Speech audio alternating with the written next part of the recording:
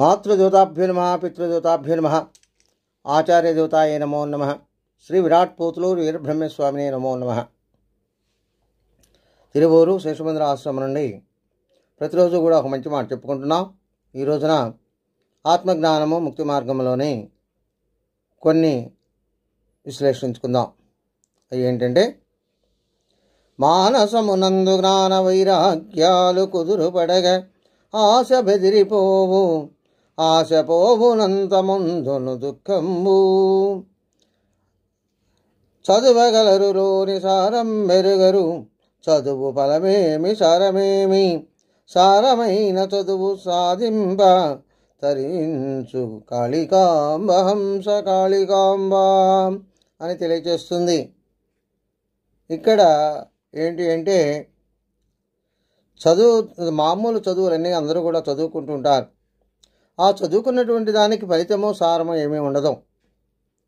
మరి ఎలాంటి చదువు చదవాలి అంటే, ఒక గురువు దగ్గర సాన్నిధ్యాన్ని పొంది తను చెప్పినటువంటి విషయాలని తెలుసుకుంటూ, గురువు చెప్పినటువంటి చదువు గనక మనం చదివినట్లయితే మనము తరిస్తాము.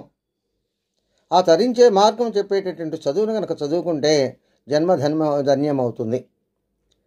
మరి ఎప్పుడు జరుగుతాయి అంటే, మనస్సులో జ్ఞాన వైరాగ్యాలు అనేవి కుదురుపడాలి.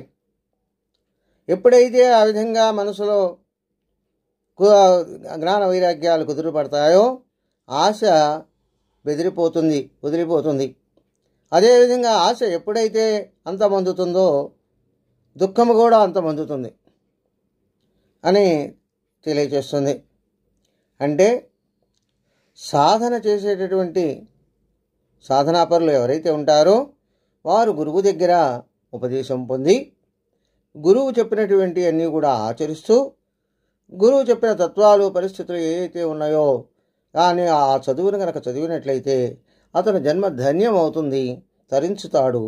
అంతేకాని ఒట్టి చదువులు ఎన్ని చదివినా బతకడానికి పనికొచ్చే చదువులు తప్ప ఇంకా దేనికి పనికిరావు అని ఇక్కడ తెలియజేస్తుంది. కాబట్టి సాధకులందరూ కూడా గురువు చెప్పినటువంటి విషయాలు తెలుసుకొని సాధన చేస్తూ తరిస్తారని తెలియజేస్తుంది. స్వస్తి. సర్వే జనా సుఖినో భవంతు.